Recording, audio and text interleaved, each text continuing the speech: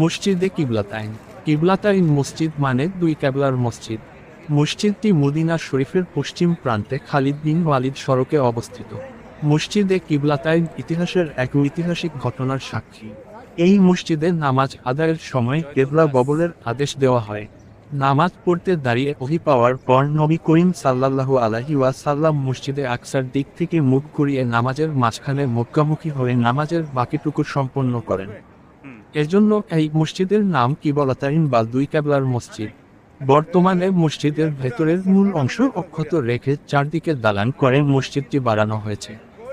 স্মৃতিস্বরূপ বাইতুল মুকাদ্দাসের দিকের কেবলার জায়গাটি তলা বরাবর চিহ্ন রেখে দেওয়া হয়েছে।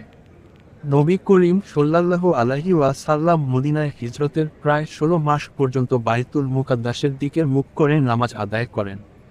তবে মুসলমানদের স্বতন্ত্র জাতিসত্তা প্রতিষ্ঠা ও বিকশিত করার লক্ষ্যে হযরত রাসূলুল্লাহ সাল্লাল্লাহু আলাইহি ওয়াসাল্লাম কাবার দিকে ফিরে নামাজ আদায়ের প্রয়োজনীয়তা তীব্রভাবে উপলব্ধি করছিলেন।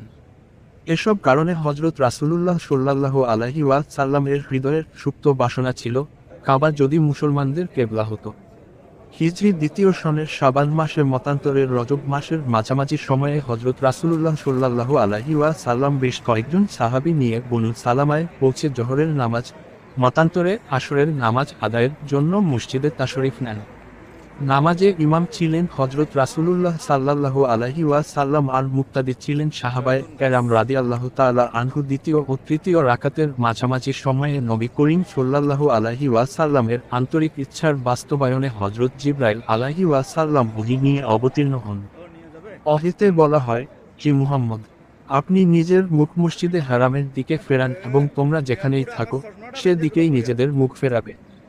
আল্লাহর নির্দেশ হযরত রাসূলুল্লাহ সাল্লাল্লাহু আলাইহি ওয়াসাল্লাম ও সাহাবায়ে কেরাম রাদিয়াল্লাহু তাআলা আনহু ৪ রাকাত বিশিষ্ট নামাজের ২ রাকাত কাবা শরীফের দিকে ফিরে আদায় করেছিলেন। বিধায় এ মসজিদ ইসলামের ইতিহাসে মসজিদে কিবলাতাইন বা দুই কিবলা বিশিষ্ট মসজিদ নামে সুপরিচিত ও সমাদৃত।